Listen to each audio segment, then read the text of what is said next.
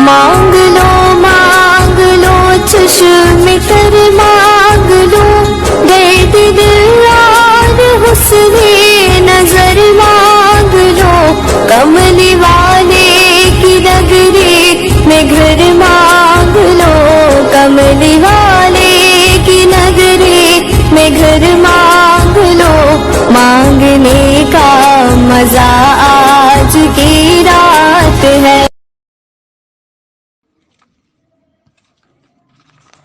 الحمد للہ وحدہ والصلاة والسلام علی من لا نبی بعدہ۔ بسم اللہ الرحمن الرحیم۔ اللہ تعالیٰ کے کرم اور اس کے فضل کی بے شمار اور لاتعداد اقسام ہماری زندگی میں ظاہر ہوتی رہتی ہیں، جو اس بات کا پتہ بتاتی ہیں کہ اللہ تعالیٰ کی رحمت ہر وقت اپنے گناہ گار بندوں کی تلاش میں رہتی ہے، اور ان کے تھوڑے تھوڑے سے نیک عمل پر اپنے شایان شان اجر عظیم سے نوازتی رہتی ہے۔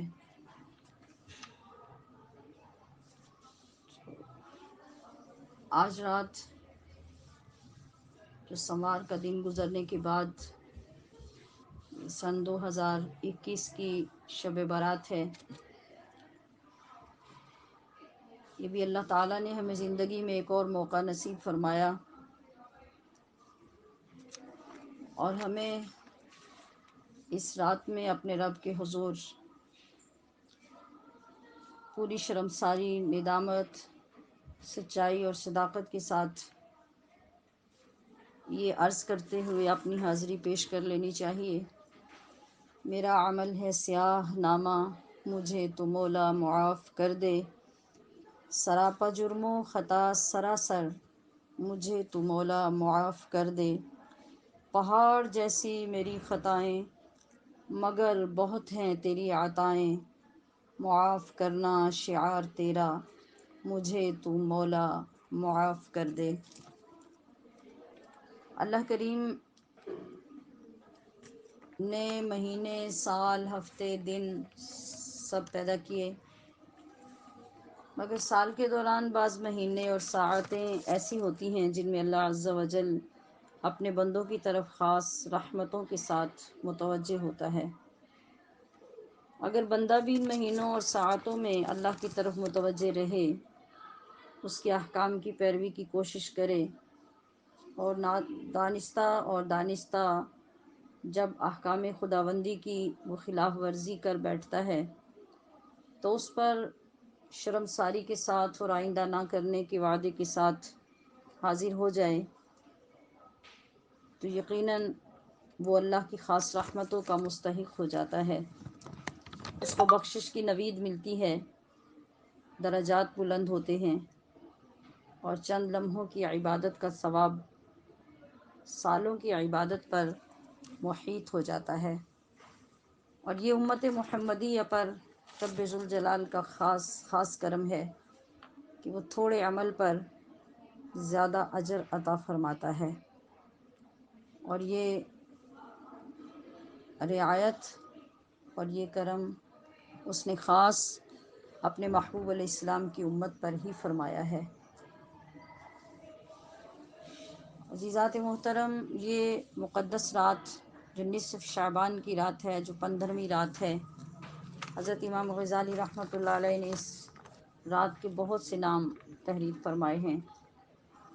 جو شب برات بھی کہلاتی ہے، شب نجات بھی کہلاتی ہے، شب رحمت بھی ہے، شب برکت بھی ہے، شب نور بھی ہے، شب توبہ بھی ہے۔ لیکن یہ ہمارے اوپر ڈیپینڈ کرتا ہے کہ ہم اس رات میں اللہ کی بارگاہ میں کس انداز سے حاصل ہو کر کس بات کے مستحق ہوتے ہیں۔ ہمیشہ اللہ کی عطا اور اس کے محبوب علیہ السلام کی کرم نوازی سے ہم اپنی استطاعت کے مطابق اس رات میں اپنی حاضری پیش کرتے ہیں، اور ہر سال اس بات کی تاکید پیش کی جاتی ہے کہ ظاہری طور پر صرف رات کو جاگنا اور جاگ لینا ہمیں فائدہ نہیں دے سکتا جب تک اس جاگنے کی روح کو ہم نہ سمجھ سکیں۔ جب وہ روح نصیب ہو جائے گی تو وہ روح ہمیں عبادت کی گنتی کے چکر سے نکال دے گی۔ ایک سجدہ بھی پوری رات میں ایسا نصیب ہو گیا جس میں رب کریم نے خوش ہو کر اپنے بندے کی طرف دیکھ لیا، اور اس دیکھنے میں ہم سامنے آ گئے، تو سمجھ لیجئے پھر دونوں جہانوں میں خیر ہی خیر ہے۔ اور اگر 50 60 70 سال کی زندگی کے ہر سال کی شب برات میں ہم جاگتے بھی رہے، نہ صحیح معنوں میں قیام نصیب ہوا، نہ رکوع نہ سجدہ، تو پھر ایسا جاگنا ہمیں کبھی فائدہ نہیں دے گا۔ اللہ پاک نے تو کچھ راتیں سعادتوں سے بھرپور ہمیں عطا فرمائیں کہ جہاں جہاں تم سے غلطیاں ہو گئیں، گناہ ہو گئے، اس طرح میری بارگاہ میں آ کر بیٹھ کر جاگ کر ان کا ازالہ کر لو، توبہ کر لو۔ توبہ ہی وہ اصل چیز ہے جو ایسی مقدس راتوں میں اللہ کو بندے کی طرف سے مطلوب ہوتی ہے۔ مگر عزیزات محترم، حقیقت یہ ہے کہ ہمارے ہاں لوگ مختلف جماعتوں میں، تحریکوں میں تقسیم ہوتے ہوتے دین کو بھی تقسیم کرتے جا رہے ہیں۔ ایک طرف تو یہ نظر آتا ہے کہ فرض اور واجب عبادات سے بھی بڑھ کر ایسی راتوں میں شب بیداری کو ترجیح دی جانے لگی ہے۔ جو لوگ نماز فرض بھی ادا نہیں کرتے، وہ یہ سمجھتے ہیں کہ شب برات میں جاگ لینا بہت ضروری اور بہت فضیلت والا ہے، اور کچھ لوگ اس پہ سارا زور صرف کر دیتے ہیں کہ اس رات کی کوئی شرعی حیثیت نہیں، اس میں جاگنے کا کوئی فائدہ نہیں، اس میں عبادت کا کوئی فائدہ نہیں، نمازوں کا کوئی فائدہ نہیں، تلاوت کا کوئی فائدہ نہیں۔ تو الحمدللہ اللہ کریم نے تو ہمیں ایک معتدل دین عطا فرمایا جو افراط و تفریط سے پاک ہے، جس میں اعتدال ہے، فضیلت ہے، اور اگر ہم اس کو صحیح معنوں میں سمجھ لیں تو ہر لمحہ ہمارے لیے دن کا ہو رات کا ہو سعادت ہی سعادت ہے۔ اب یہ لیلۃ النور یا لیلۃ التوبہ جو آج ہمیں نصیب ہو رہی ہے، ایک بار پھر ہمیں توجہ کی ضرورت ہے کہ ہم اس بات کو اچھی طرح سے ذہن نشین کریں کہ شب بیداری کو رسم نہ بنائیں، اور رسم کی وجہ سے ہم اس میں جاگ کر وقت نہیں گزاریں، اور اس بات کو سنجیدگی سے سمجھیں اور اس کا اعتراف کریں کہ جو ہمیں آس پاس اپنے نظر آ رہا ہے اور ہم خود بھی اس میں مشغول ہوتے جا رہے ہیں، وہ کیا ہے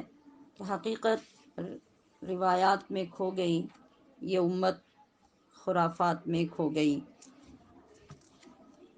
ہمیں اس سے حقیقت کی طرف لوٹنا ہے، روایات کی طرف نہیں جانا۔ اور اس رات میں اللہ کریم نے جو اپنی رحمت اور بخشش کے خزانے کھولے ہیں، ہمیں ان کی قدر کرنی ہے۔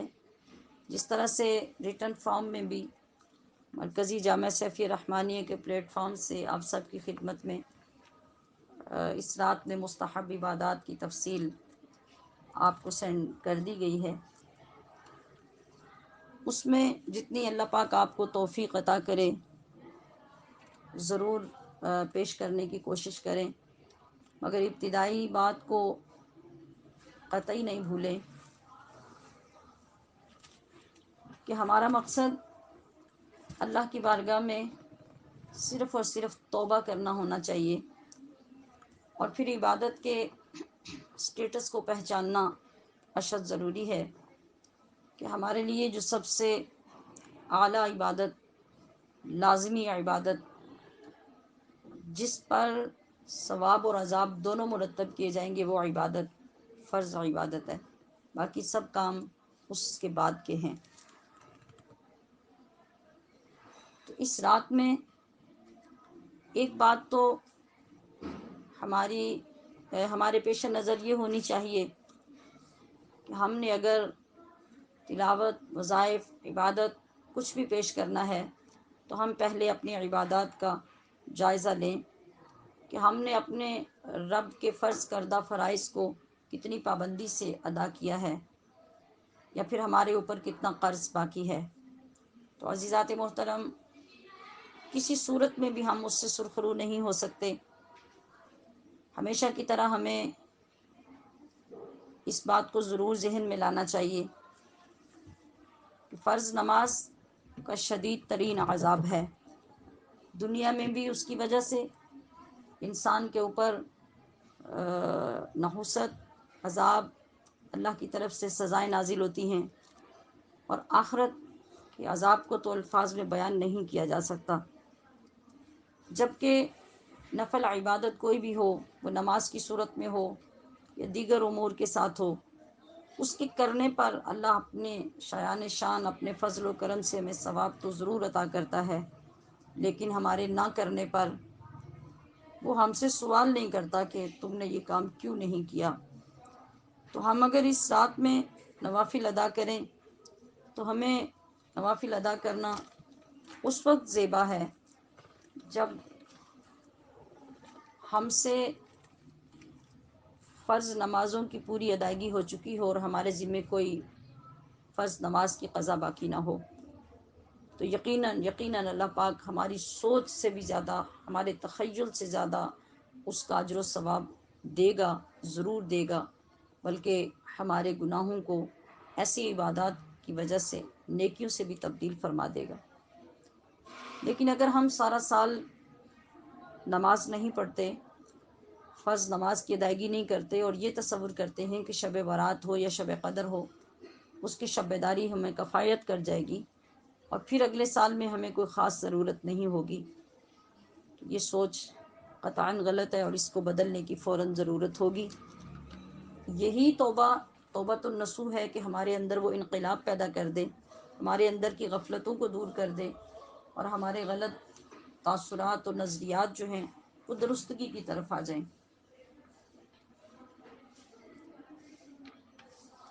اگر نبی کریم صلی اللہ تعالی علیہ وسلم کا یہ فرمان ہمارے پیش نظر ہے، جس کو حضرت ابو موسیٰ اشعری رضی اللہ تعالی عنہ نے روایت کیا کہ نصف شعبان کی رات میں اللہ رب العزت رحمت کی تجلی فرماتا ہے، اور جو لوگ بندگی کے ساتھ اس کی بارگاہ میں حاضر ہوتے ہیں وہ ان تمام بندوں کو بخش دیتا ہے، سوائے شرک کرنے والے اور کینہ اور بغض رکھنے والے شخص کے. صرف ہم اگر اس عبارت اور اس مفہوم کی روشنی میں آگے بڑھیں تو جائزہ لینا بہت آسان ہو جائے گا. سامعات محتشم، ہم دیانتداری کے ساتھ اپنے اندر جھانک کر فیصلہ کر سکتے ہیں کہ ایسی راتوں میں اللہ کی رحمتوں کا حقدار اپنے آپ کو سمجھتے ہوئے جب ہم حاضر ہوتے ہیں تو کیا ہم ان چیزوں سے پاک ہو کر اپنے اندر سے تکبر، بڑائی، بخل، بغض اور کینہ ختم کر کے اور اللہ کے بندوں سے اپنی غلطیاں معاف کروا کر اس کی بارگاہ میں حاضر ہوتے ہیں،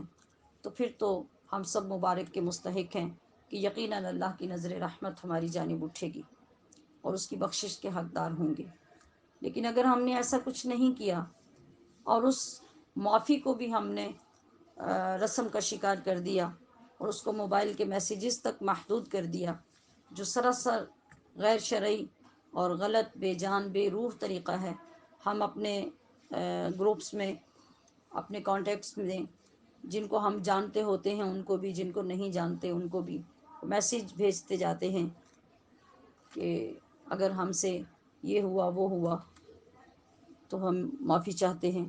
تو یہ تو کوئی معافی نہیں ہے. معافی تو اس سے مانگی جاتی ہے جس کا قصور کیا جاتا ہے، جب آپ کو یہ علم ہی نہیں کہ آپ نے کسی کا قصور بھی کیا ہے، یا وہ جس کو میسج جا رہا ہے وہ آپ کو جانتا بھی ہے یا نہیں، تو یہ کیسی معافی ہے؟ عزیزات محترم، اس کو سوچنے کی بہت سنجیدگی سے ضرورت ہے۔ معافی مانگنے کے لیے اس شخص کے پاس مناسب طریقے سے پہنچنا اور اس کی بارگاہ میں عرض، اس کے سامنے جا کے عرض کرنا، اس کو راضی کرنا، اپنا گناہ، اپنی زیادتی، اپنا غلط کیا ہوا کام دہرا کر اس سے معافی مانگنا، یہ طریقہ معافی مانگنے کا ہے۔ اور پھر اس کے بعد اللہ کے حضور حاضر ہو کر اس کی بارگاہ میں اپنی توبہ، معافی اور ندامت پیش کرنا، یہ تو یقیناً معاف کیے جانے کے لائق ہے۔ مگر ہم جو طریقے آج کل اختیار کیے ہوئے ہیں، ان کا ہمیں کوئی فائدہ نہیں ہونے والا، نہ دنیا میں نہ آخرت میں۔ آج ہماری یہ خوش نصیبی کہ ہماری سانسیں چل رہی ہیں، ہمارے حواس کام کر رہے ہیں، ہمارا جسم اس قابل ہے کہ ہم اس کی بارگاہ میں حاضر ہو سکیں اور اس کے بارگاہ میں بندگی کا نذرانہ پیش کر سکیں، تو اس سے بڑی دولت اور کیا ہو سکتی ہے؟ اگر گزشتہ سال کی شب برات میں ہمارے نام کٹ چکے ہوتے، ہمارے نامہ اعمال کی حد مقرر کر دی گئی ہوتی، آج ہم اس دنیا میں نہ ہوتے، اللہ کے حضور نہ سجدہ کر سکتے، نہ قیام کر سکتے، نہ روزہ رکھ سکتے۔ تو پھر ہمیں اس کا شکر ادا کرتے ہوئے بندگی کی حقیقت کے ساتھ اس کی بارگاہ میں حاضر ہو جانا چاہیے، اور ایسی توبہ کے ساتھ کل کا سورج نکلنے کے ساتھ ہمارے اندر ایک ایسا انقلاب آ جائے جو ہمیں احساس دلائے کہ ہم نے ایک رات اللہ کے حضور ایسی گزاری ہے جس میں ہمیں توبہ کی توفیق ملی ہے، اور اس کا اثر یہ ہوا ہے کہ صبح ہوتے ہی ہم اپنے گناہوں پہ شرمندہ ہونے کے ساتھ ساتھ ان سے نفرت کرنے لگے ہیں۔ گناہوں کے قریب جانا اب ہمیں انتہائی برا لگنے لگ گیا ہے۔ تو پھر سمجھ لیجئے کہ آپ کی رات اللہ کریم نے قبول کر لی، اور میں دعا کرتی ہوں کہ مجھے بھی اور آپ سب کو بھی رب ذوالجلال ایسی رات، آج کی رات ہمارے لیے ایسی بنا دے اور اس کی ایسی بندگی نصیب فرما دے کہ ایسی کیفیت پیدا ہو جائے آج کی رات میں اس کی بندگی کرتے ہوئے، اس کی بارگاہ میں سجدہ کرتے ہوئے، کہ ہماری روح بھی پکارے، ہمارا انگ انگ یہ پکار رہا ہو، ہمارا دل گواہی دے رہا ہو کہ کرم آج بالائے بام آ گیا ہے، زباں پر محمد کا نام آ گیا ہے، مجھے مل گئی آج عالم کی شاہی، میرا ان کے منگتوں میں نام آ گیا ہے۔ کاش کہ ہمیں ایسی رات نصیب ہو جائے۔ میں نے جیسا کہ پہلے عرض کیا کہ تحریری طور پر ریٹن فارم میں آپ کو آج کی عبادت کے بارے میں بتا دیا گیا، بس تھوڑا عمل کر لیں، اخلاص کے ساتھ کر لیں، جتنی توفیق ملے، جس پہ دل لگ جائے بس اتنا پیش کر لیں، اور پھر اس کی بارگاہ میں یقین رکھیں کہ وہ قبول ہو جائے گا۔ رات کو ضائع ہونے سے بچا لیجئے، اور حضرت امام حسن المجتبیٰ رضی اللہ تعالی عنہ کی جو روایت اور آپ کا جو معمول لکھا گیا، وہ بہت بہترین، بہت اعلیٰ نسبت والا عمل ہو گیا کہ آپ نے فرمایا کہ میں اس رات کو 3 حصوں میں تقسیم کرتا، ایک حصے میں اللہ کی حضور استغفار پیش کرتا، دوسرے میں اپنے محبوب نانا جان کی ذات اقدس پہ درود پڑھتا، اور تیسرے میں نماز ادا کرتا۔ تو جتنا وقت آپ خوشی سے، آسانی سے جا سکیں، اس کو کوشش کر لیں کہ اس پیٹرن پہ گزاریں کہ اعلیٰ نسبت کی وجہ سے اللہ کریم ہم سے یہ ہدیہ قبول کر لے۔ اور ایک اور روایت جو حضرت امام جعفر الصادق رضی اللہ تعالیٰ عنہ کی روایت کی گئی، یعنی آپ سے جو منسوب ہے، آپ نے ارشاد فرمایا کہ جو شخص شعبان المعظم میں روزانہ 700 بار درود پاک پڑھنے کی عادت بناتا ہے، اور اپنے محبوب کی بارگاہ میں تصور کے ساتھ بیٹھ کر اس مہینے میں 700 بار درود پاک پڑھتا ہے، تو آپ نے فرمایا کہ اللہ کریم حضور نبی اکرم نور مجسم شفیع معظم صلی اللہ علیہ وسلم کی روح اقدس و مقدس کو اس بندے سے راضی فرما دیتا ہے۔ حضور کی روح اس امتی پر راضی ہو جاتی ہے جو اس ماہ مبارک میں روزانہ 700 بار درود پاک پڑھنے کی عادت بناتا ہے۔ تو چلیے، اگر 14 دن گزر گئے ہمارے علم میں، یا جس کے علم میں بھی یہ بات نہ تھی، تو آج 15ویں رات سے شروع کر لیتے ہیں، اور باقی 15 دن اپنے محبوب کی روح مقدسہ کی توجہ حاصل کرنے کے لیے ہر روز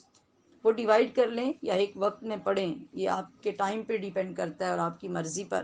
لیکن 24 گھنٹوں میں 700 بار حضور کی ذات اقدس پر درود پاک پڑھتے رہیں، اور ایسی نورانی حالت میں رمضان المبارک کا استقبال کریں، تو یقیناً انوار و تجلیات کا حقدار اللہ بنائے گا۔ اور ایک خوبصورت اور لطیف بات یہ بھی ہے کہ ہم قرآن عظیم میں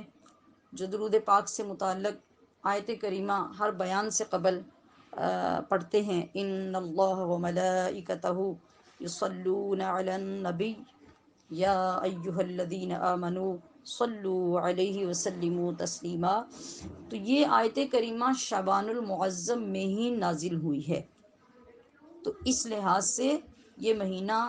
تو اپنی نسبت ویسے ہی درود پاک کے ساتھ قائم کر چکا۔ اللہ پاک نے اس مہینے میں یہ شان والی آیت کریمہ نازل کی، تو ہمیں کثرت سے درود و سلام پڑھ کر آج کی رات میں بھی اور اگلے دنوں میں بھی یہ سعادت بھی حاصل کر لینی چاہیے۔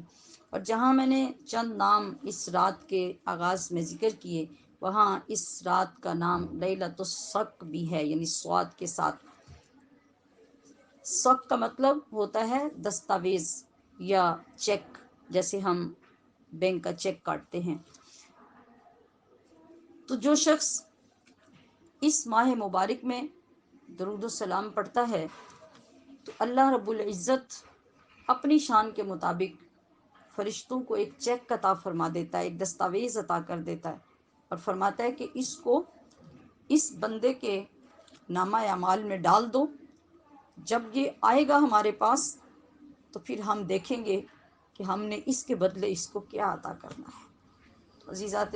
گرامی قدر، دیکھیے اللہ نے اپنے خزانوں کے کس طرح سے منہ کھول رکھے ہیں۔ تو اس تھوڑی گفتگو کو زیادہ سمجھیے اور ان الفاظ کی روح تک پہنچنے کی کوشش کیجیے، اور کوشش کیجیے، آئیے ہم سب مل کے کوشش کرتے ہیں کہ آج کوئی ایسا سجدہ نصیب ہو جائے کہ جس سجدے کی برکت سے ہمیں رب کو سجدہ کرنے کا طریقہ آ جائے، اور ہمیں وہ لذت نصیب ہو جائے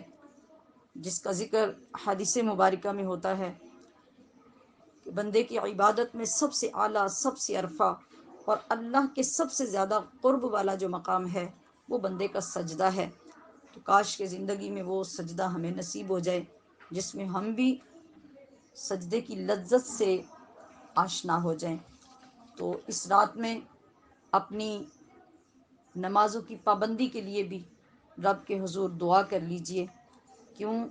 کہ میں نے آغاز میں عرض کیا کہ فرض نمازوں کی جو سزائیں ہیں، جو عذاب ہیں، وہ ناقابل بیان ہیں۔ جب بیان نہیں کیے جا سکتے تو سوچئے برداشت کیسے کیے جا سکیں گے۔ زندگی میں چند سزائیں عرض کر دوں کہ جو بندہ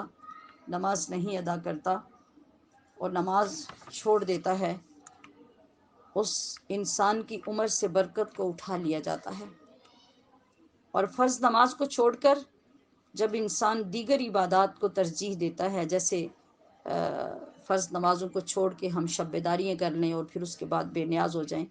تو ایسے شخص کی عبادت اللہ کریم قبول نہیں فرماتا۔ وہ شخص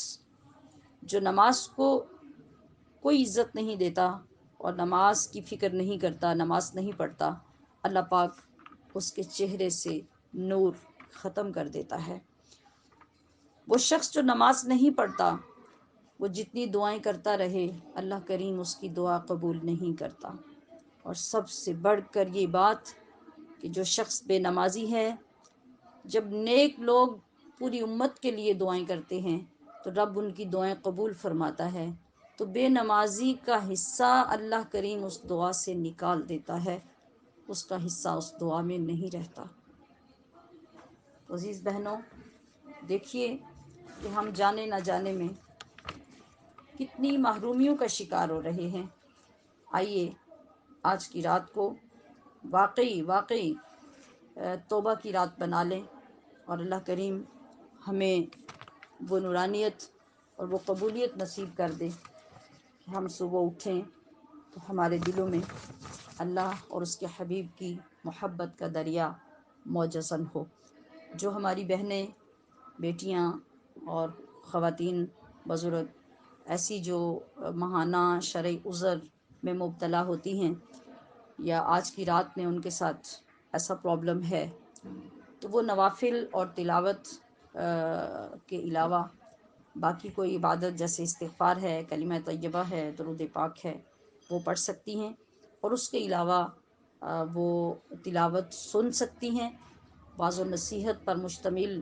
کسی عالم دین کی گفتگو سن سکتی ہیں۔ اگر وہ شوق سے جاگنا چاہیں تو ان کے لیے یہ تمام امور جائز ہیں۔ اللہ کریم ہمیں صراط مستقیم پر اور سنت مطہرہ پر چلنے کی توفیق عطا فرمائے۔ وما علیہ الا البلاغ المبین۔